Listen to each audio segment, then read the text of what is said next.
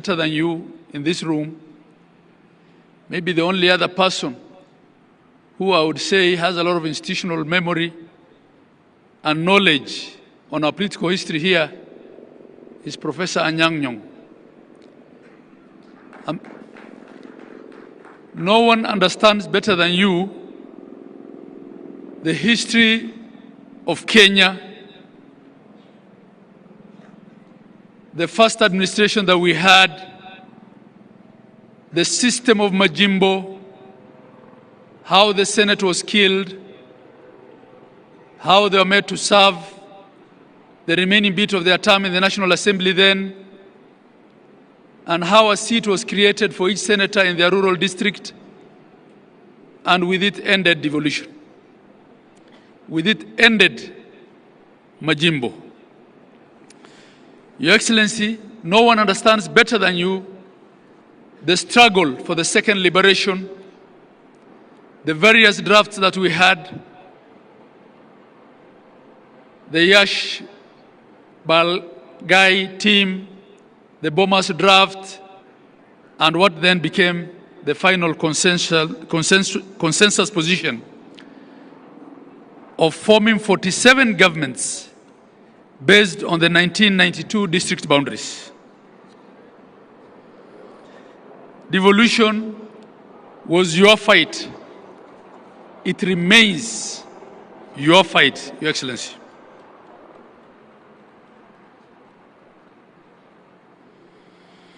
I'll just speak to a few of the issues that we keep raising. Your Excellency, as Chair of Council, who is serving his second term, I have appreciated that, yes, devolution has been accepted. Yes, it has been given some resources. Yes, it's doing a lot of good work. But the centralist mindset in the national bureaucracy still regards devolution as a spoiler of things. It's still the scapegoat. It attracts more flack, more blame than resources. We still quarrel about the quantum of resources. And Gladys had mentioned that this year, as part of the MOU that you had with His Excellency the President, you had yourself suggested 450. We probably got the highest increase in a long time at about 30 billion, but we're still at 415.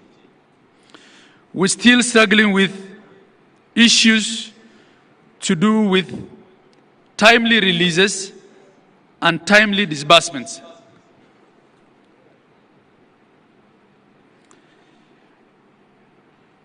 And what this does, Your Excellency, is that we end up in a situation where a nurse at Kenyatta National Hospital receives her salary at the end of the month, but in some counties, they have to wait for 3 months because not all counties have arrangements with commercial banks.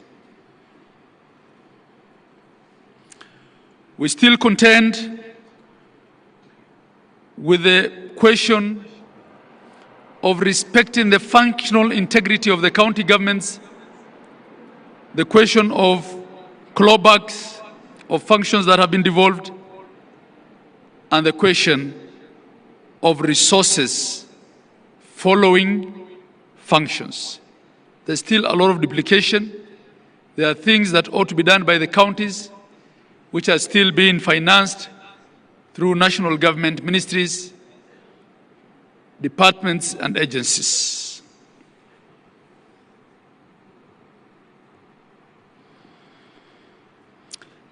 Your Excellency, counties have to still contend, and this is a matter that needs to be looked into, with a duplicity of oversight. Our understanding as governors was that the first level of oversight for the county governments was the county assemblies. and that governors will then be called to the Senate not as the first level of oversight, but to clarify certain things, probably audit reports, annual audit reports. And in fact, having served in the first cohort of governors, we only used to get invitations from the Peak Park Committee then. But now it's become customary that governors have to be called by departmental committees of the Senate. Your Excellency, whilst to date, not a single MCA, not a single member of parliament has had to be recalled. We have had at least 4 governors impeached, and I think there have been as many as 7 or 8 attempts. I had it on my phone. I can't remember offhand. How many? Mary? 8 attempted impeachments, many of whom were salvaged at Senate. The question then begs, Your Excellency, is it only governors? Are Kenyans only electing the wrong governors?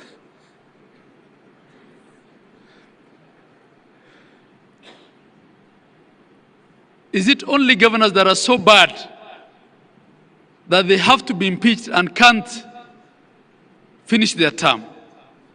Of course, we have one instance of a deputy president that has been impeached. And up to date, I don't think we have a clear impeachment law for governors that sets the threshold. We're still relying on the constitutional provisions and the question of the County Governments Act. Your Excellency, the weaponization of the fight against corruption is another matter that we have to address openly. If you look at the annual budget, it's 10 to 13% of the annual budget that gets devolved, which means 87 to 90% of the budget is still sitting at the center. But this week, Your Excellency, the national media had headlines about corruption in counties, trying to take the thunder out of the Devolution Conference. It's as if the only thing the counties do is corruption. It is not the case. May I also take this opportunity to welcome the Prime Cabinet Secretary.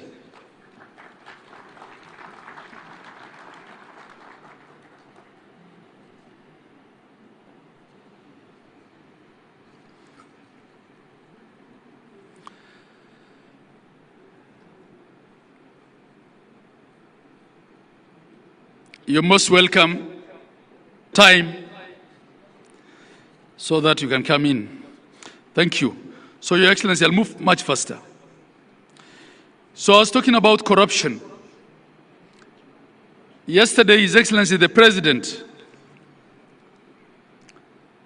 I think, in a very open and clear manner, spoke to the question of what I call non-executive corruption. Corruption in other arms of government. Your Excellency, as a Council of Governors, we feel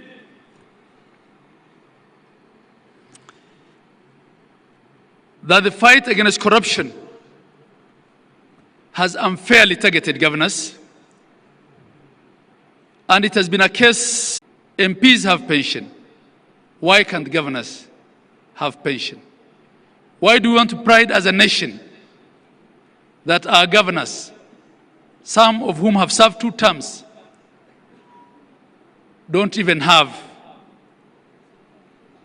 In fact, had it not been for SHA, probably medical cover. Your Excellency, my colleague from Garissa usually says being a governor is like working in a landmine. You have to buy your peace at every level. I don't think that is what devolution was meant to be, Your Excellency. And I'm saying these things because, coming back to the truths, the second truth is that you are the father of devolution.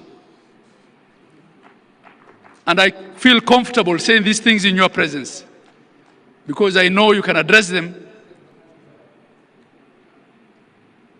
and address all of us effectively on them. And the last truth, Your Excellency, before I call the Prime Cabinet Minister, Prime Cabinet Secretary rather,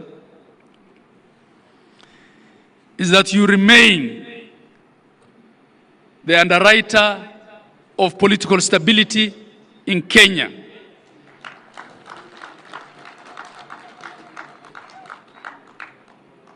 Your detractors will say all manner of things, Gen Z and protests and demonstrations, which turned into riots. You were magnificent as our chief guest for today. That's how it has traditionally. Homa Bay hoye! Homa Bay hoye! Umwami, the Right Honorable Prime Minister Raila Odinga, all governors present, all our legislators who are present, all MCAs in the hall, distinguished guests, ladies and gentlemen, to the Chair of the Council, so that it can go into your ladies and gentlemen, to the Chair of the Council, so that it can go into your library for further conversation at a later stage. So I'll completely reduce my remarks. But I just want to say that I'm happy. There's usually a phrase in English, they say, in the nick of time. I had seen the program and I was supposed to be scheduled to take the podium at about 4. But thanks to technology, because then I was able to realize that Umwami Raila has arrived, and I had to adjust my engagements elsewhere so that I can be here with him. So, and of course, let me give accolades to Governor Gladys Wanga and her team in the county for putting together a very, very colorful and important function for governors and for the country. Your Excellency Raila, we are standing here because devolution, in a way, is the product of different factions of our political landscape coming together. You will recall that after 2007-2008 elections, the Honorable Raila Odinga and the late Mwai Kibaki brought together what we commonly call the Grand Coalition Government. In the Grand Coalition Government, I was assigned the role of being Deputy Prime Minister and also Minister for Local Government. And through the leadership and guidance of the Honorable Raila, and the late Mwai Kibaki, I spearheaded the sessional paper on devolved government under the Constitution of 2010, and also to ensure the 6 primary pieces of legislation to anchor the process of devolution and to have them ready on time for the general elections was a difficult task. The Prime Minister was very clear then that we must deliver on ensuring that we get to the next general election with devolution properly anchored and ready to go. So we did that, and in that parliament, the sessional paper was approved, and attached to the sessional paper were 6 pieces of legislation, which today formed the foundation for the devolved system of government. So I want to confirm what the chair of the governors was just saying a few minutes ago, that it is not fiction. It is a fact that Raila was at the center of ensuring that devolution takes root. But I normally wear my other hat once in a while to look at numbers. And in the past 11 years, we are now in the 12th, in terms of the consolidated figure of equitable share in revenue, county governments have received 3.6 trillion Kenya shillings, consolidated in the last 12 years. I will not go into the debate as to how you have utilized those resources. I think the best judges are the residents of your counties, and of course, the Auditor General, who from time to time is charged with the responsibility of scrutinizing how public resources have been utilized. Let me also highlight that through the media and previous contributors, there's been a lot of conversation around efficiency, proper utilization of resources, management of the payroll systems across the 47 countries, the effect of mismanagement to taxpayers. So I will not want to speak too much to that. But let me just highlight that we also have a record that there are about 688 delayed projects across 34 counties, valued at about 24 billion Kenya shillings. And in 33, there are also about 40 unutilized projects in 10 counties amounting to about 400 million Kenya shillings. These are issues that we need to look at. And abandoned projects, abandoned or maybe neglected. In 33 counties, we get a figure of about 20 billion worth of abandoned projects. That, again, becomes a matter of grave concern and critical action from our leaders across the board.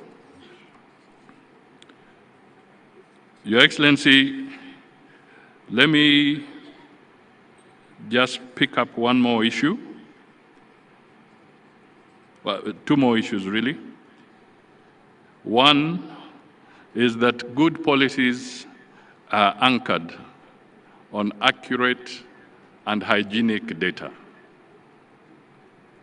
whether it is at the national level, at the county level, or even at sectoral level. I would want to urge that all county governments, if they can work systematically to strengthen their county statistical departments and capacity so that accurate and hygienic data can be generated so that we can have a strong basis, data-driven insights into the challenges that face all our counties. Let me also flag something that we need to address, and I mean no ill will, but I'll give a very specific example. And I speak to this because it touches on the portfolio of foreign affairs directly. Sometimes how we manage investments and foreign investments in our counties is absolutely critical. Let me give you the example of a regrettable case in Meru County involving Leopard Rock Lodge. This was a luxury ecotourism facility which was built by a French investor at a cost of 500 million shillings.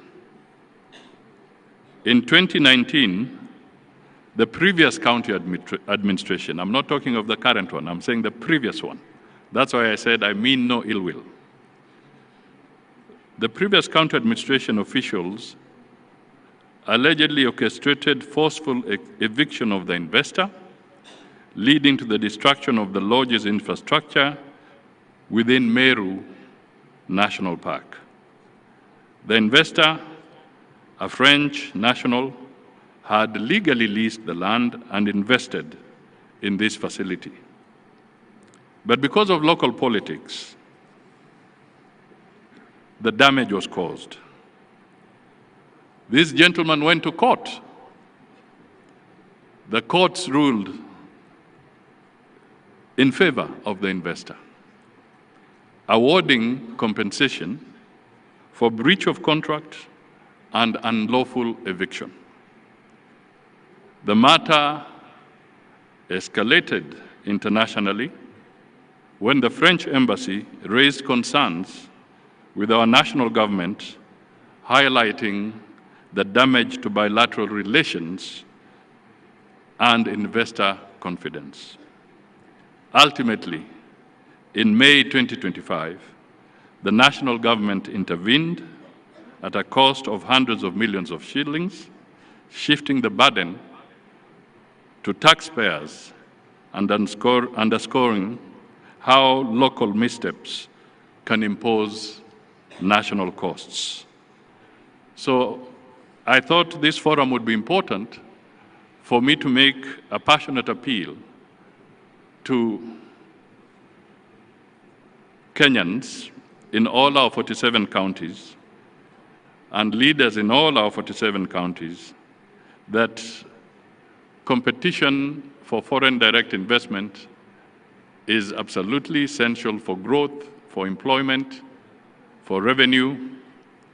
And if we do not respect the rule of law in those counties, we cause a lot of damage and the consequences can be very grave. So I wish to encourage that we take corrective action and ensure that investments in our respective counties are properly safeguarded. Finally, let me just talk to the issue that still remains a crisis across the board. And this is garbage collection, solid waste management. 12 years into devolution, we still grapple with huge heaps of waste, blight in our urban and rural landscapes alike, posing severe threats to public health, the environment, and indeed our national dignity. Let us look at this area carefully. Garbage is big business. It's big business. You all know it, your experts have told you about it. The question is, who is benefiting from this big business? Are we all losing?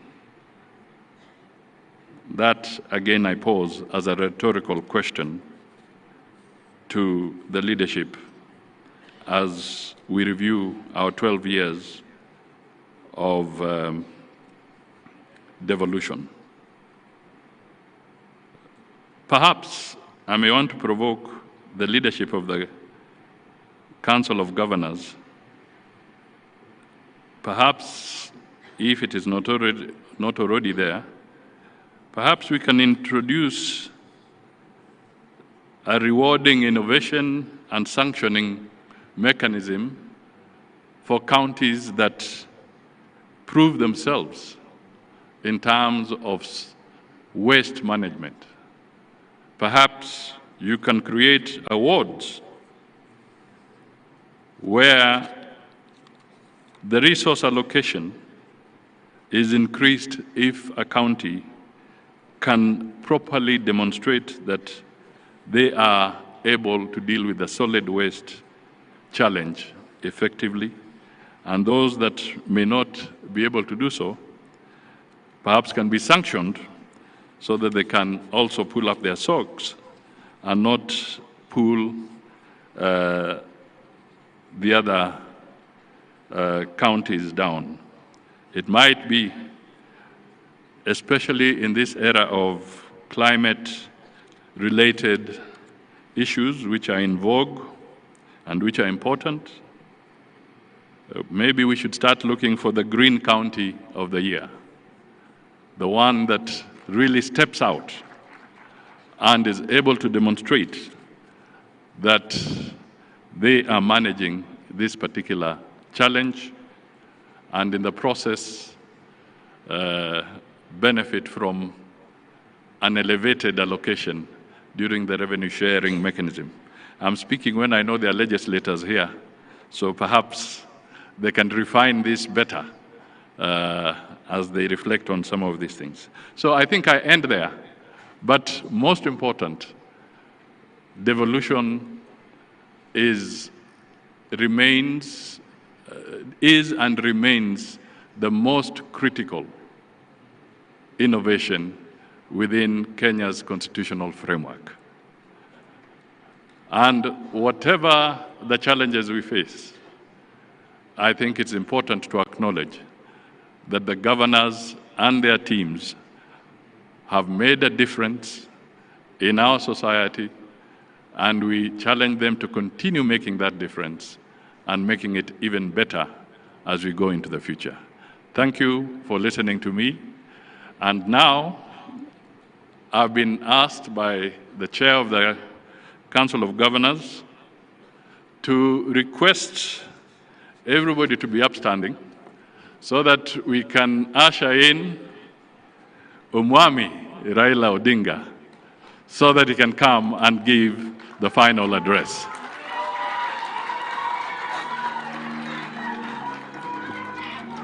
Kama kuna wimbo weka juu.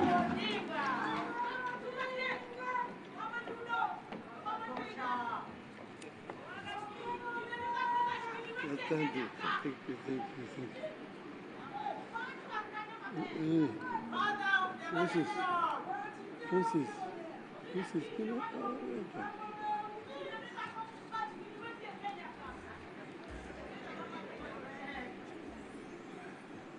Asante.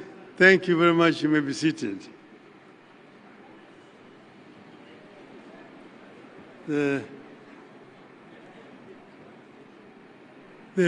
Prime Cabinet Secretary, Mwana Anna, my friend, the Chairman of the Council of Governors, our host today, the Governor of the great country of Homa Bay, all governors who are here, all honorable members of Parliament, distinguished guests, now wana Homa Bay, hamjambo. Hamjambo. Osaure. Asante sana. I usually call my brother there Mwana wa Anna. And he has done a good job of introducing me here to this audience. I came earlier. I did not know that I was scheduled to talk at 5 o'clock.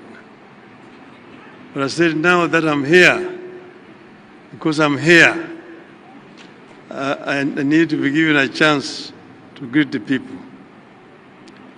So we are very happy that the county of Homa Bay is hosting this conference this year. Now, we've been here just a few months ago when we had a very electrifying Madaraka Day 2 months ago. And it looks like Devolution 2025 is not any different. I was very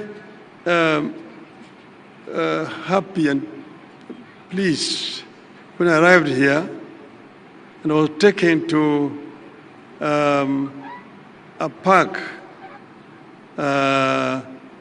just a small park in the Homa Bay, where this county is trying to remember a very great son of this county, the late Honorable Musalia Mudavadi. I was very, very pleased indeed, because Musalia Mudavadi is actually was the architect of the devolution. I myself was very passionate about devolution, but Mudavadi had understood it much better than anybody else. So when we went to Bomas of Kenya, because I had hired him as my consultant. So when we went to Bomas of Kenya, and the debate started in earnest, and then I asked the chairman to give Mudavadi a chance to address the audience.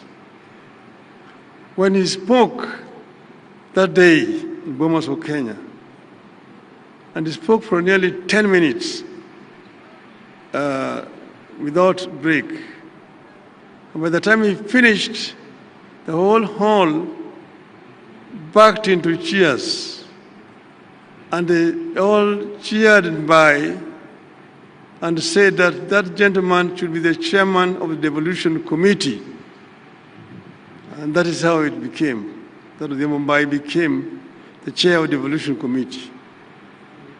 And as the chair of the Devolution Committee, he navigated very dangerous corners.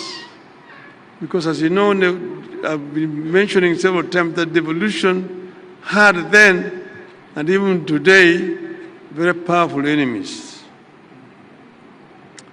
He was able to create proper benchmarks to be met. And because of that, he became a marksperson. And as I've said several times, Mudavadi would not see the new constitution. In broad daylight, in front of his children, they moved in to his house and shot him and fatally wounded him.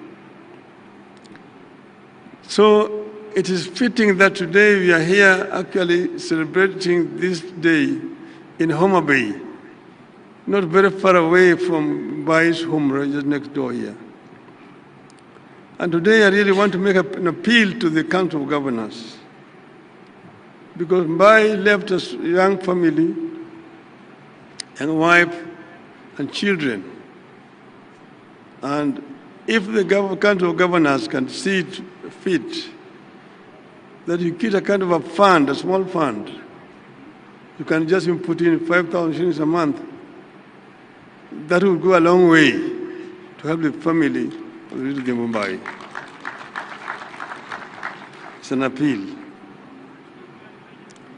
But then, let's get back to business. And let me begin by declaring a familiar interest. I believe in devolution. I believe in more, not less devolution. I believe in a balance of power between Nairobi and the counties. None should stand in the way of the other. I believe in strong county executives oversighted by equally strong county assemblies. I believe in a Kenya that sees the strength of each of the 47 counties as the strength of Kenya. But let me say, county government are supposed to be oversighted by county assemblies, not the Senate. So therefore, it is unnecessary for Senate to be summoning governors to go to appear before senators in Nairobi. Only the public accounts and the public investment committees should summon not even governors, the chief executives of the county government. It's a waste of time, all the time summoning governors to come to appear before parliamentary committees. Centralism still has strong supporters, but I believe its days are in the past. Centralism comes with some bad habits. It thrives on keeping the whole country waiting for Nairobi to make decisions on very local issues that Nairobi knows little or nothing about. Devolution beats centralism at allowing local people to make decisions on local issues. Decisions affecting only Homa Bay should be taken in Homa Bay or any other country for that matter. Only decisions affecting the whole country should be taken by the national executive in Nairobi. I believe local policymakers bring more insight to local issues, are more likely to be more accountable, transparent, traceable, and named and shamed. But people are now looking for more than proximity. They are looking for performance, productivity, and partnership at every level of leadership. People want counties that are economic powerhouses, not mere administrative units. And you know, we're here because of historical circumstances. We had bigger units, you had regions which had what you call economics of scale. But enemies of devolution undermined that arrangement. Our focus must now be on leveraging devolution to achieve increased productivity and delivery of efficient and quality of services. Devolution for the people, for prosperity. People need more integration and coordination, not just between the county and national government, but also between counties. We want to see Wajir, for instance, having more collaboration with Garissa or Machakos with Kajiado, and complement each other instead of competing for destruction. So I want to share some reflections on how devolution can be revolutionized and how county and national governments can adopt and lead the country into an equitable future. A future in which we all accept that each part of the country is unique in its own way has its own history, challenges, strengths, and ambitions. Only when all parts of Kenya pull together in one desired direction will we achieve prosperity for all. The counties are not equal or similar. Even this region, for example, you take Homa Bay, next door is Kisii, you see, and then the other door is also Migori. The three counties are not equal or similar. In Homa Bay here, they are like monoethnic. They can afford to talk the Luo Upper. Even the Suba speak the Luo. In Kisii, in Kisii they're also monoethnic. But if you go to Migori, they are bilingual. There are Koreans there, and there are the Luos there. So you cannot speak Luo in an assembly in Migori. See, in Kisumu, next door, different from Homa Bay. Though they share the lake, Kisumu has an international airport. Kisumu has a railway line. Homa Bay does not have a railway line, does not have an international airport, and so on and so forth. So counties differ.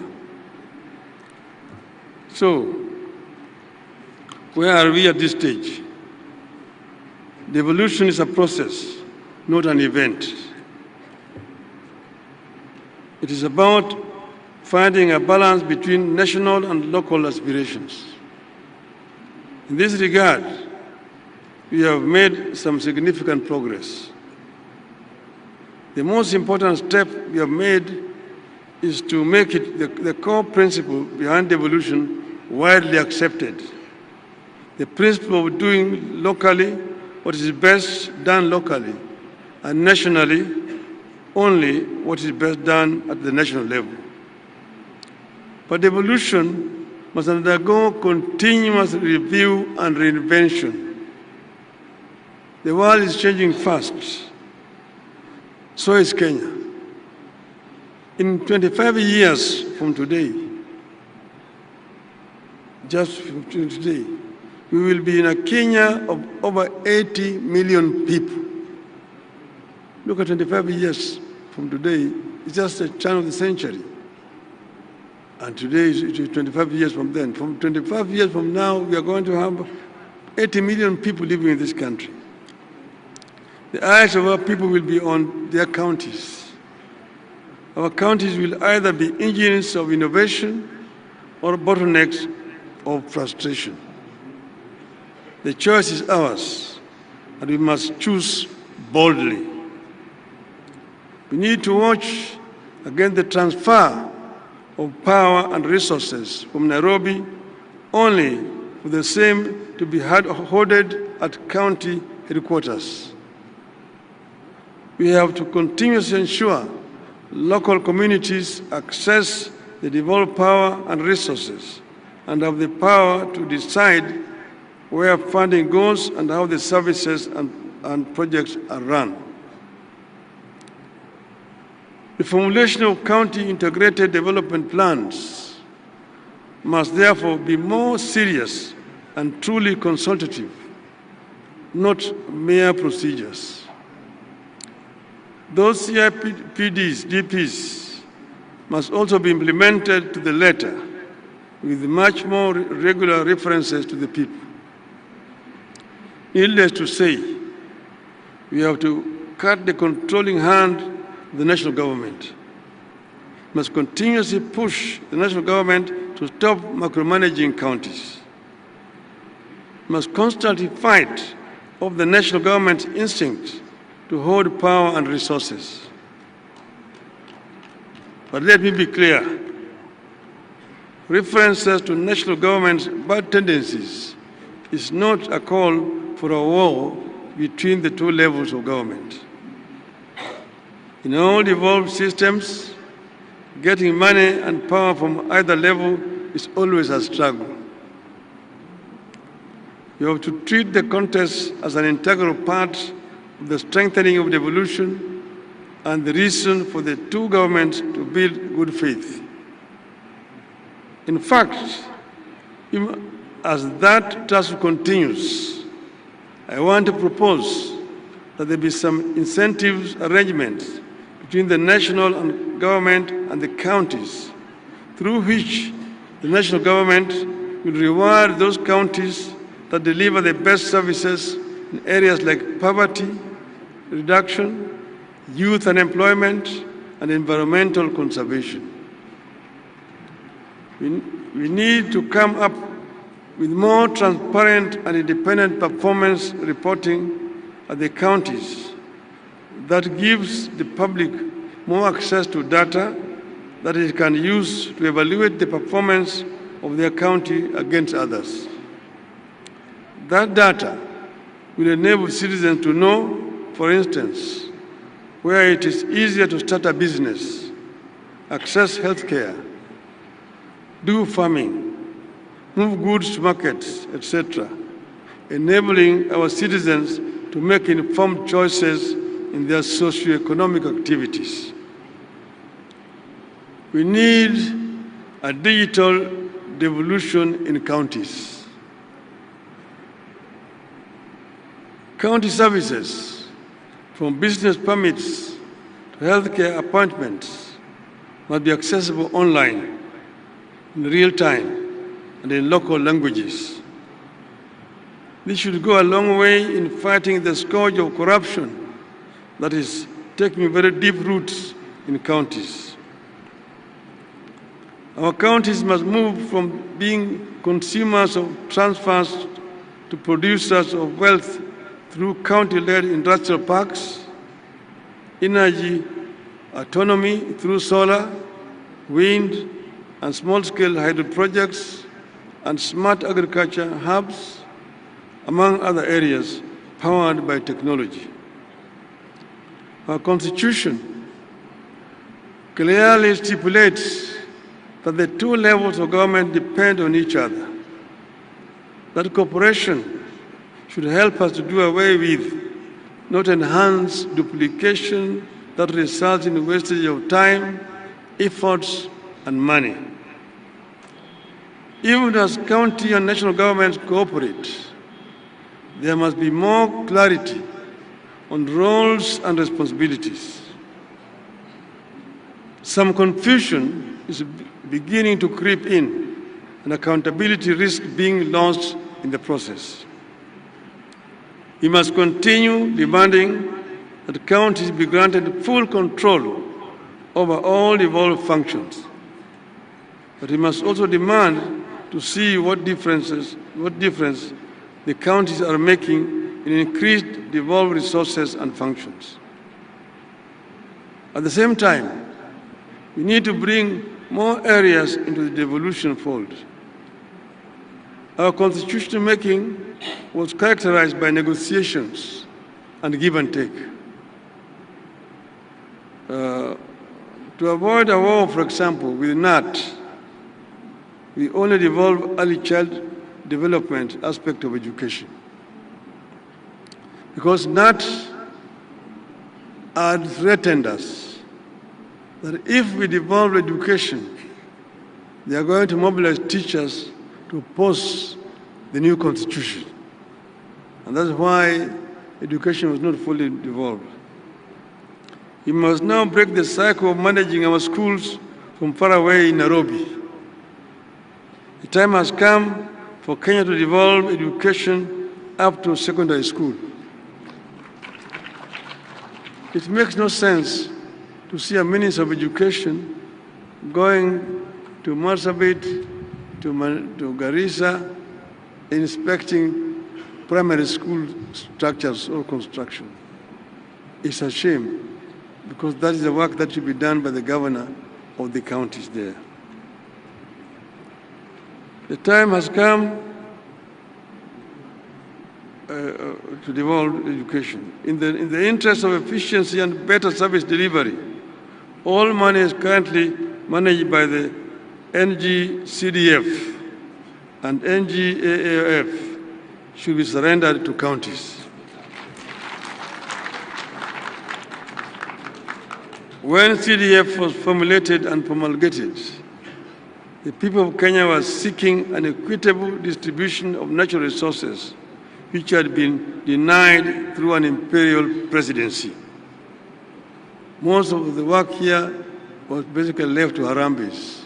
He wanted to build a tuition build block, Harambee, dispensary, Harambee, and so on. Since that time, everything in the system of governance has changed. We removed the patronage system in allocation of natural resources. We adopted devolution. We established a constitutional commission to allocate revenue between the national and county governments. We empowered the parliament on budgetary matters. Everything Kenyans have done to re-establish good governance has made the CDF system obsolete. It is serving no known role in the new constitutional architecture, and it is no longer relevant in the new constitutional dispensation. Indeed, the only thing this system does is to pervert the role of the representative of the people and to deflect their attention from duties placed upon them by the Constitution. The legislatures are elected to represent the people, to legislate, and to oversight the national government. It is not their business to be distributing bursaries or, or be constructing classrooms and so on. Those are the work of the county government. Well, the MPs are constructing roads, constructing schools and hospitals. The same goes for infrastructure development. There is no reason for Nairobi-based agencies to continue flying over counties and construct roads in our urban centers and within our counties. I strongly believe that time has come for the authority over urban and rural roads to be handed over to counties, while the national government manages international highways and national trunk roads. I was the Minister for Roads, Public Works and Housing. I'm the one who took the bill to Parliament to create Kera, Kura, and Kenha. But that was under a unitary system of government at that time. With a devolved system of government, there's no need for somebody sitting in Nairobi to be in charge of rural roads in Homa Bay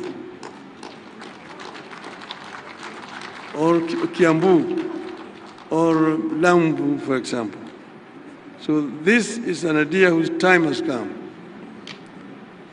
It does not make sense that some roads in Kisumu town cannot be managed by the governor of Kisumu.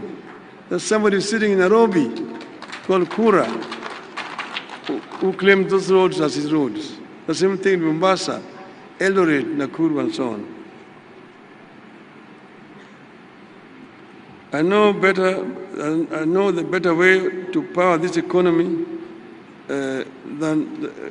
there's no better way to power this economy than to have major road construction works going on across all the 47 counties at the same time. I am well aware that some of these functions are currently not devolved and may require constitutional amendments to be transferred to counties. But through delegation of functions and legislation, we can get this work done and in the process take more power and resources and prosperity to the people. Finally, I want to address two other issues. One, the governors have mentioned it, that governors serve the counties and they can serve 1 term, 2 terms. I've got a number of governors who have served 2 terms. In Parliament, we did an amendment so that any member of Parliament who serves 2 terms is automatically entitled to a pension. Why can we not do the same thing to the governors? A governor who has served 2 terms needs to be entitled automatically to a pension. So this is a recommendation that should come from Homa Bay. And members of Parliament should seize this matter and go and move an amendment in Parliament. Okay? Second thing is issue of corruption. You see, corruption is not confined to the counties, and I'm happy that the President talked about this. I talked about it the other day. Our society will not develop until we manage this animal, this beast called corruption. And it is in all aspects of our lives. First, you talk about executive. It is rampant in the executive. Not at county only, first at the national level. In the procurement and in revenue collection, that's where it resides. Revenue collection, these revenue officers, whether it be the customs officers, they be income tax, they be VAT officers, there's a lot of pilferage in that right. There's a lot of leakages. And then procurement officers. Again, here there's an area where there's a lot of pilferage. You're procuring so expensively. You'll be told now you're building affordable housing. But at what cost? At what cost are you building the affordable housing? Yeah? And all that eventually is burden pushed to the taxpayer. So this is an area where we need to face these enemies of our society squarely in procurement and in revenue collection. The other area here is, and this is both at the national and at the county level. Then go over to the legislature. Again, it's domiciled in legislature. A lot of money was being wasted by people who should be working productively, being summoned to appear before parliamentary committees. And you find parliamentary committees sometimes saying, we are cancelling this project. They're only doing that because they've been funded by a contractor who lost the contract. When there's a tender, there must be a winner. And once that the tender has been awarded, the contractors who lost will look for the member of parliament or an MCA. Or the contract has been corruptly awarded. Then immediately they now summon the minister or the PS to come, and you want to investigate this. They shout a lot, make a lot of noise, but basically they are being paid by the losing contractor. As they've been doing this, you find the contract has been properly awarded, is suspended, is cancelled, and you know the financial year is very short. By the time you awarded the contract, it is September. If somebody goes and suspends it, you'll be into the new year. The whole financial year is wasted, money is not spent. So Parliament must also be brought on board properly, because Parliament is also actually impeding implementation of government projects by being corrupted by contractors. And then, come over to judiciary. Judiciary is also not blameless. When some people tell you that rather than wasting my money in hiring a lawyer, I'd rather bribe a judge, and I will get whatever I want. A criminal, somebody that committed a crime, when he's supposed to be arrested, rushes to court, and when they go to court there, gets an order to stop him from being arrested. So the judiciary is a major impediment also. So the corruption resides also in the judiciary. And you come down to the private sector. The private sector is also not blameless. The private sector is aware that there's competition for contracts, and they're the ones who now go and bribe the executive, they also bribe the legislature and so on. So there's always a giver and a taker in a corrupt deal. So the private sector is also not blameless. The media is also not blameless here. The media is very much deeply involved. If you see the media saying, oh, we are exposing corruption here, they have been paid. But we have done a professional investigation exposing corruption in the legislature, or in judiciary, in the executive. They themselves have been paid to do what they're doing. So the media is not blameless in this one here. So we need to deal with this issue squarely by looking at this animal called corruption, the face, and dealing with it. That's the only way that our country will be able to move forward. I thank you very much for listening to me.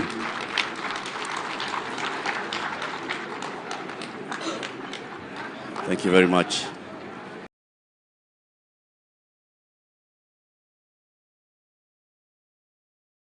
Your Excellency, the President of the Republic of Kenya, the Speaker of the Senate, Excellency Governors and Deputy Governors, Members of Parliament, my colleagues from the Senate, Members of County Assembly, distinguished ladies and gentlemen, I have a big and beautiful speech here, but I will request that I table it so that it forms part of the records of this Devolution Conference.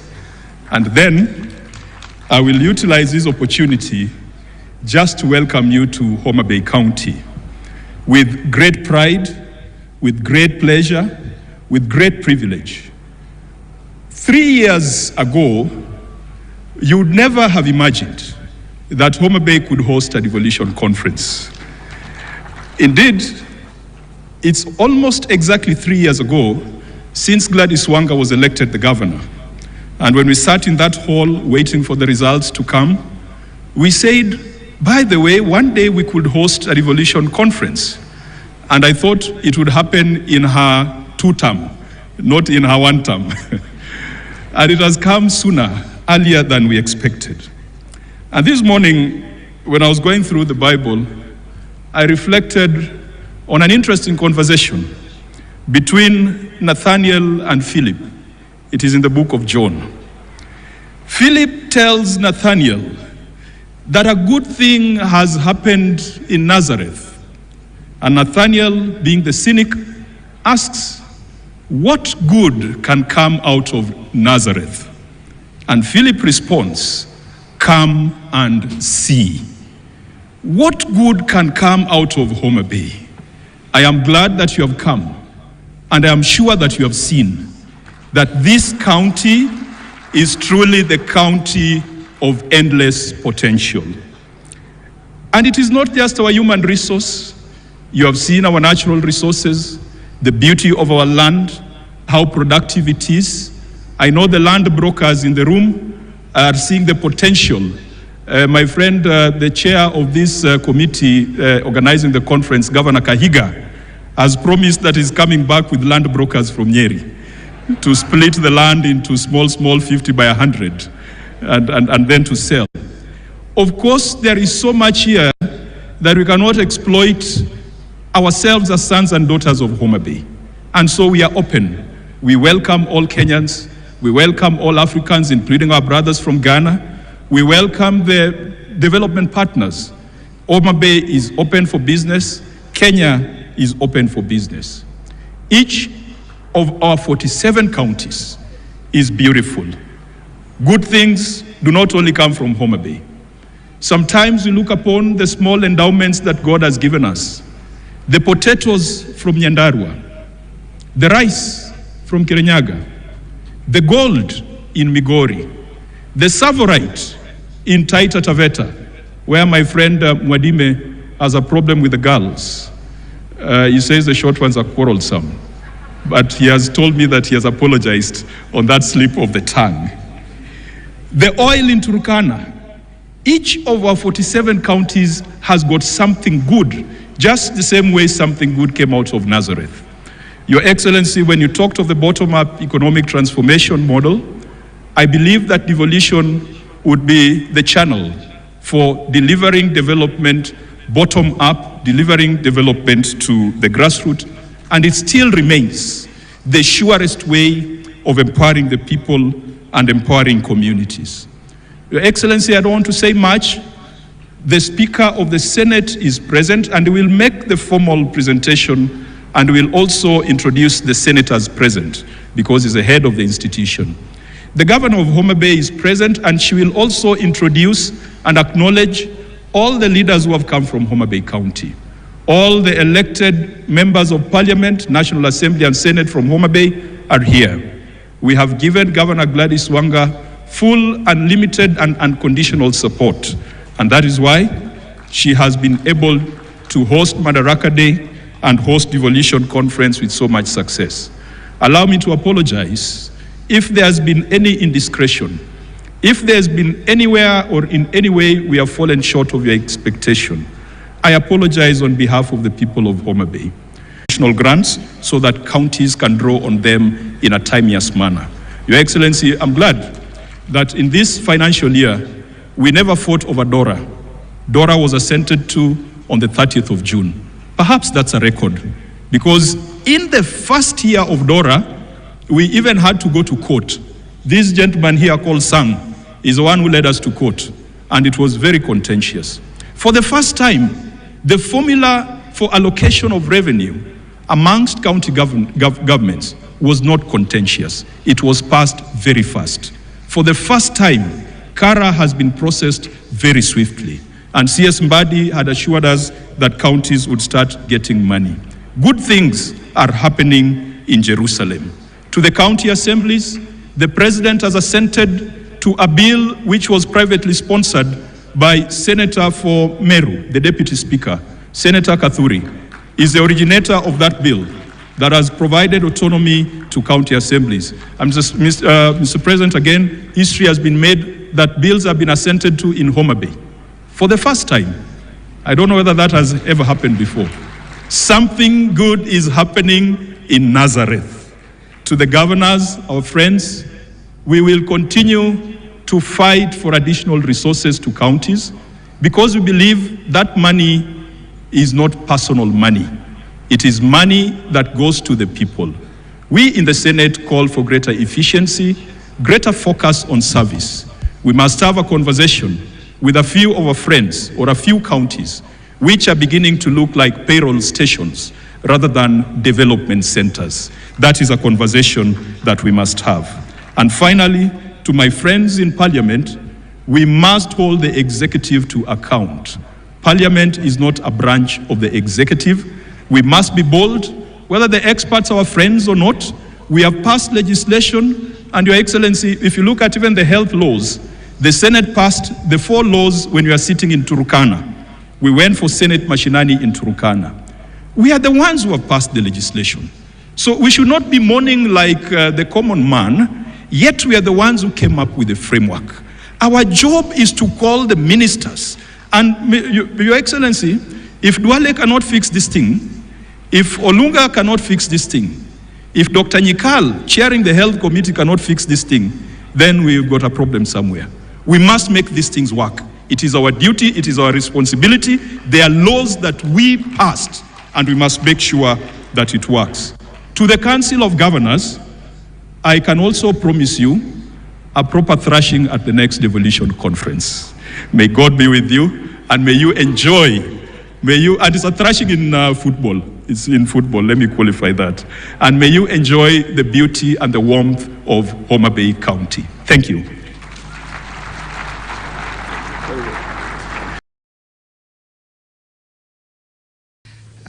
Good afternoon, ladies and gentlemen. You cannot imagine, Madam, the view I am seeing here.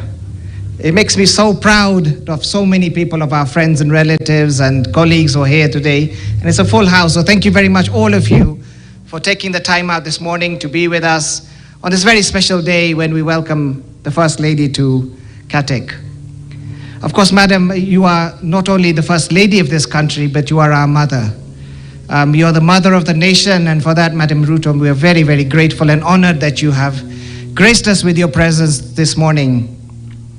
Madam, you won't believe that you don't know this connection between you and I, but you're also my mum.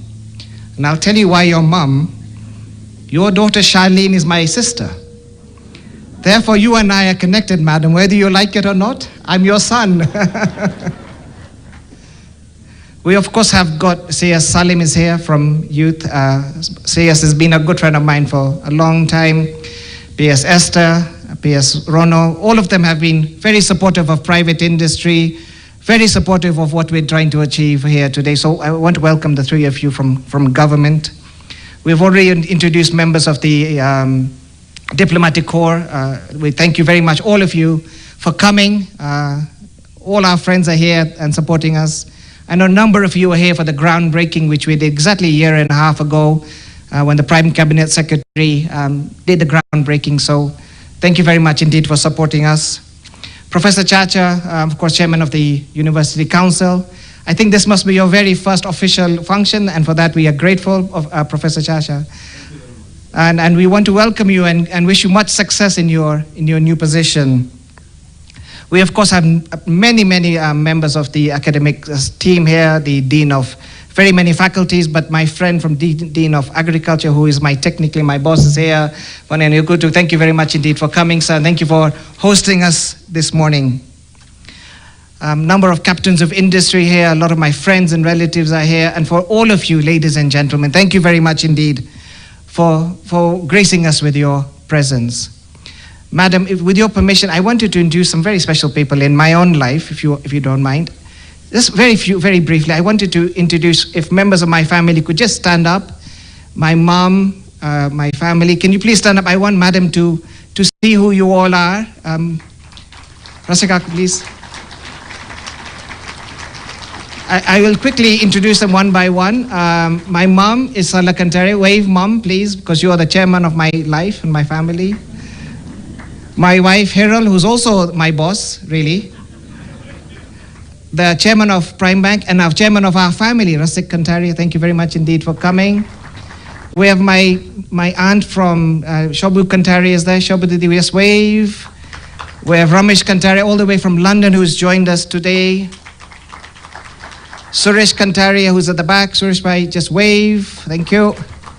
And then immediately my brother and my sister Beju and Lena. Madam, why Beju is important is we have a rule in my family. He makes the money and I spend the money. So it's very important that he's here. Thank you. He signs the checks.